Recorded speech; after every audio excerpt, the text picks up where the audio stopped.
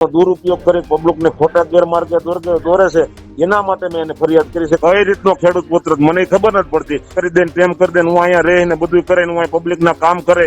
કે આ ભાઈ નથી હાર્યા પછી કોઈ દી ત્યાં ગયા નથી. ખોટે ખોટી વાતો કરી અને પબ્લિક ને ગુમરાહ કરે છે આ માણસ.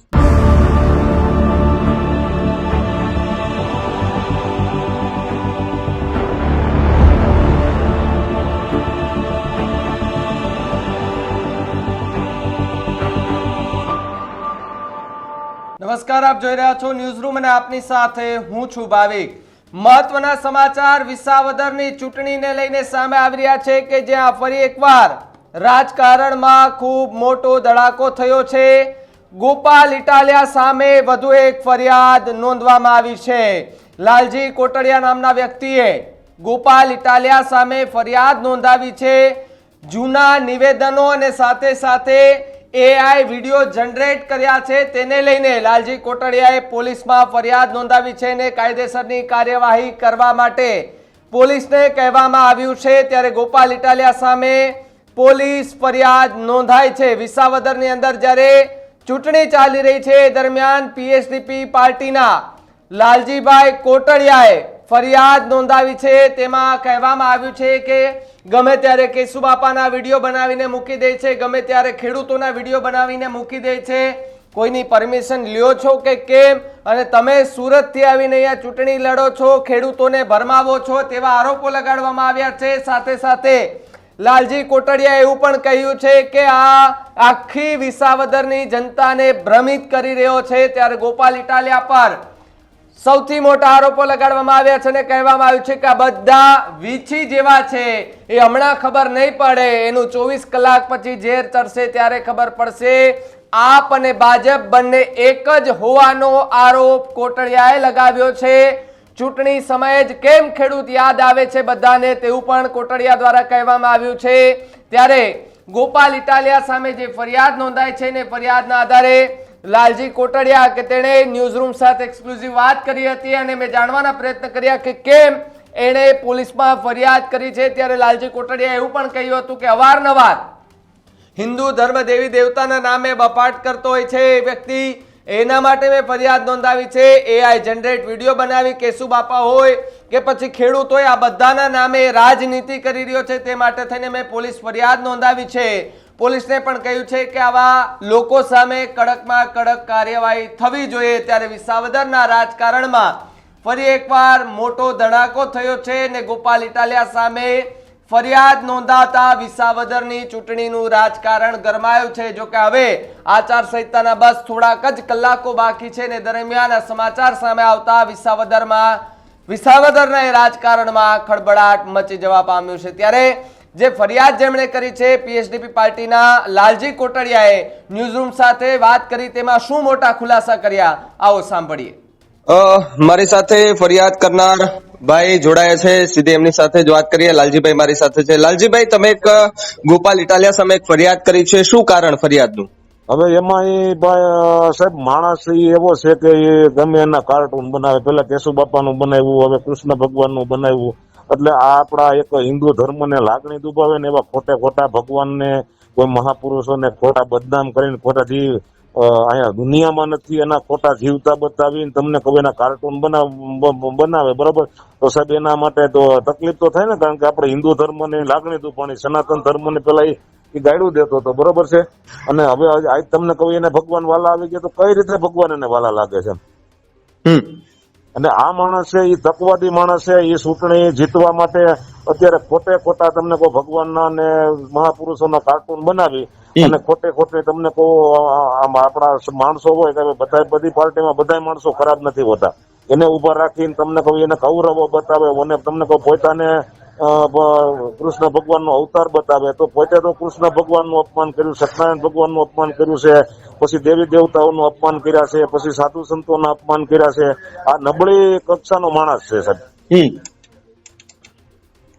એટલે તમે કયા કયા બીજા આધાર છે એને લઈને તમે ફરિયાદ કરી છે?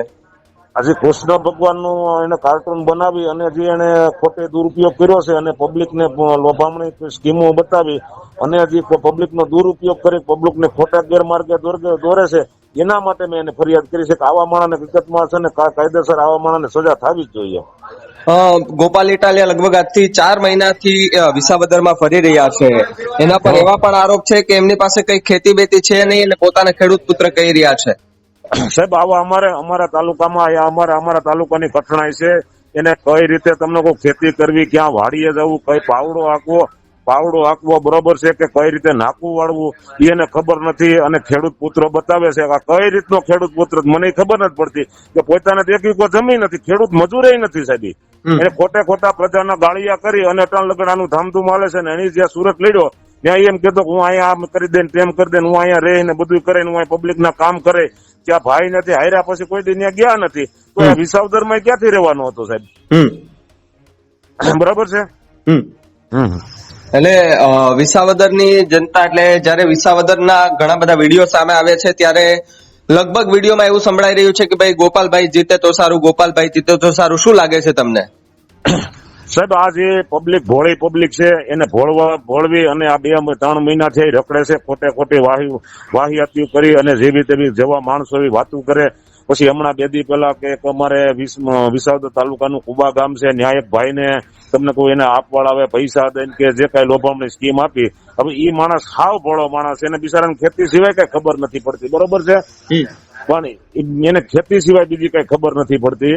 હવે એ માણસ પાસે એવું બોલાવ્યો કે અમારું સાંજે અમે એને રજૂઆત કરીને અમારે સવારે કનેક્શન ઉભું થઈ ગયું, જેથી કરીને મેં બોર્ડમાં બધી તપાસ કરી તો એવો કોઈ પ્રશ્ન બન્યો નથી. ભાઈને મેં ફોન કર્યો તો ભાઈએ મને એવું કીધું કે ભાઈ લાલભાઈ મને કે આ માણસે બીજા 2 માણસો આપવાળાએ મને કઈ ના બોલાવ્યો છે, મને કોઈ જાતની કઈ ખબર નથી, બરોબર. એટલે કે મને ખોટા બધા એટલે હેરાન કરે છે, આવું કનેક્શન ક્યાં ઉભું થયું છે. એટલે આવા ખોટી વાતો કરી અને પબ્લિકને ગુમરાહ કરે છે આ માણસ.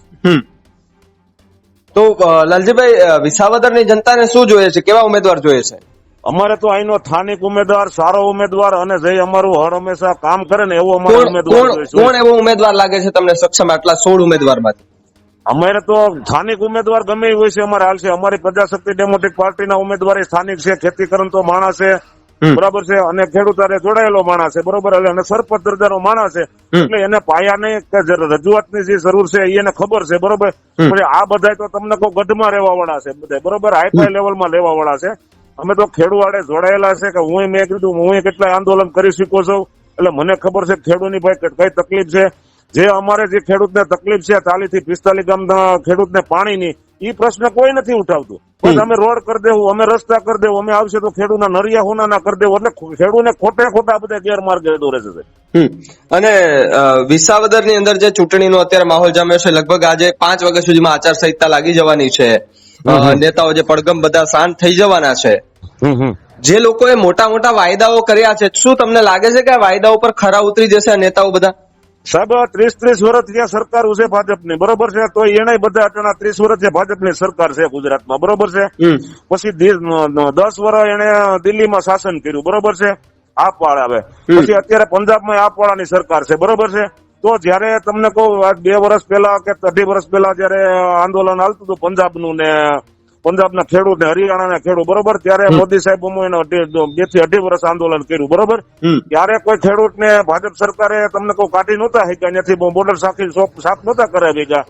એ ભગવંત માનની સરકાર પંજાબમાં આવી અને સીધા ખેડૂતના તમને કહું લબાસા બિસ્તરા પોટલા ભરાવી અને ત્યાં તમને કહું બુલડોઝર મારી દીધા છે, બરોબર. તો એ આ ખેડૂતને હું તમને કહું સારું કરી દેવાના હતા. ખેડૂત પ્રત્યે બધાની લાગણી ખરાબ જ છે. અત્યારે તો ખેડૂતની ખાલી આ તમને કહું એને મત જોતા છે એટલી ઘડી જેને ખેડૂત વાલા લાગે છે, બરોબર છે. એટલે એને કોઈ ખેડૂતની કોઈની હમદર્દી નથી, બરોબર છે. એટલે આ માણસો બધા તકવાદીઓ છે સાહેબ. તો લાલજીભાઈ એવું કેમ બને છે કે ચૂંટણી આવે છે ત્યારે જ બધાને ખેડૂતો યાદ આવે છે, કોઈ પણ પક્ષના નેતા હોય? પણ સાહેબ ખેડૂત એવી એક તમને કહો પ્રજા ભોળી છે, ખેડૂત કોમ જ, બરોબર છે, કે બિચારા સાહેબ તમને કહું ખાલી વાતો કરે ને 2 દી ત્યાં જાય ને એટલે ખેડૂત ભોળવાઈ જાય છે. બાકી તમને કહું બીજી પબ્લિક હોશિયાર છે, ખેડૂત છે એ ભણતર ઓછું છે, બરોબર છે. એટલે બિચારા આ બધાની વાતોમાં આવી જાય છે અને આવા માણસો તકવાદીઓ છે, એ તકનો લાભ લઈ લે છે સાહેબ. તો છેલ્લે વિસાવદરની જનતાને શું કહેવા માંગશો? છેલ્લે મારી વિસાવદરની જનતાને એવી અપીલ છે કે આવા તકવાદીઓને જોઈ અને મત ન આપતા ખેડૂત પુત્ર હોય, ખેડૂતમાં જેને ખેતી કરી હોય અને ખેડૂતની જેને ખબર હોય કે ખેડૂતની અત્યારે પોઝિશન શું છે, એવા માણસોને મત આપે તો અમને મજા આવશે અને અમે કામે કરી શકશું, બરોબર, અને ખેડૂતને મજા આવશે. બાકી આ લોકો તો કાયમ વાતો કરી અને વ્યાજ આવવાના છે, બરોબર, એક ભાઈ આમ વ્યાજ આવવાના, એક ભાઈ આમ વ્યાજ આવવાના છે, બરોબર છે. એટલે હવના રોટલા શેકવા આવ્યા છે. ઇકોઝોનમાં આ ભાઈ છે ને રોટલા શેકવા જ આવ્યા હતા. તેથી મેં આ બધાને કહેતો હતો કે આપડા સાણે સડાવીને ભાઈને વીસીને લઈ આવ્યા હતા. કારણ કે આ વીસી છે ને આ બધા ખરાબ વીસી છે. આ ડંક મારે આ તમને કહું બેદી પછી 24 કલાક પછી ઝેર ચડે. એટલે આ અત્યારે અમારી પોઝિશન એવી છે કે આ ડંક અટાણે મારી દીધા છે, પણ આ ચૂંટણી પછી ઝેર ચડશે ને તો ખબર પડશે ખેડૂતને કે કયો વીસી હતો એમ. લાલજીભાઈ, મારે એ પણ સમજવું છે કે તમે જે ફરિયાદ કરી છે ગોપાલ ઇટાલિયા સામે, તમને શું લાગે છે ફરિયાદના આધારે કોઈ તપાસ કે કોઈ કામગીરી થશે? સાહેબ, આ તંત્ર આમ જોવો ને તો ભાજપ અને આમ આદમી પાર્ટી છે ને બે માસીએ ભાઈઓ છે. હું 8 દિવસ થયા તમને કહું, આ એના બોર્ડિંગ આ બધા મારેલા છે ભાજપ વાળાના આમ આદમી પાર્ટી વાળાના. એના નિયમ છે સાહેબ કે 4x8 નું બોર્ડિંગ જ મારી શકે, બરોબર. મેં આ 5 દિવસથી અમે રજૂઆત કરી છે બધાને, એ કોઈ એના બોર્ડિંગ હશે હટાવવા નથી માંગતા, બરોબર છે. એટલે આ બધા છે ને માસીએ ભાઈઓ છે, ભાજપ ને આમ આદમી છે ને બે માસીએ ભાઈઓ છે. જી લાલજીભાઈ, ખૂબ ખૂબ આભાર વાત કરવા બદલ. હા હા સર.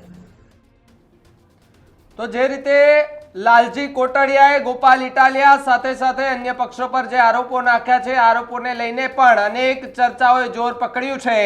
એક તરફ વરસાદી માહોલ છે તો બીજી તરફ ચૂંટણીનું રાજકારણ ગરમાયું છે, વાતાવરણ ઠંડકમાં છે, વાતાવરણ ટાઢું છે, તો બીજી તરફ રાજકારણમાં થોડો ગરમાવો જોવા મળી રહ્યો છે. ત્યારે આ પોલીસ ફરિયાદ નોંધાતાની સાથે જ વિસાવદરમાં ફરીવાર અનેક ચર્ચાઓએ જોર પકડ્યું છે કે ગોપાલ ઇટાલિયાએ આવું કેમ કર્યું છે. આની પહેલા પણ ગોપાલ ઇટાલિયાએ એક વિડીયો બનાવ્યો હતો કેશુ બાપાનો, કે જેમાં આશીર્વાદ લઈને તે ખેડૂતો જોડે વાત કરતા જોવા મળતા. એઆઈ થી ક્રિએટ કરીને એક વિડીયો બનાવ્યો હતો. ત્યારબાદ ભારતીય જનતા પાર્ટીએ પણ સામે વળતો જવાબ આપ્યો હતો કે તમે કેવી રીતે આમ બનાવી શકો, આ રાજનીતિ છે, એ ખેડૂતોના નામે થોડી રાજનીતિ કરી શકે. એટલે આરોપ પ્રત્યે આરોપો લાગતા હોય છે ચૂંટણી આવે ત્યારે લાલજી કોટડિયાએ પોલીસમાં ફરિયાદ નોંધાવી છે, અલગ અલગ મુદ્દાઓ સાથે પોલીસમાં ફરિયાદ નોંધાવી છે. આના પર પોલીસ શું તપાસ કરે છે એ તો સમય આવતા જ ખબર પડશે.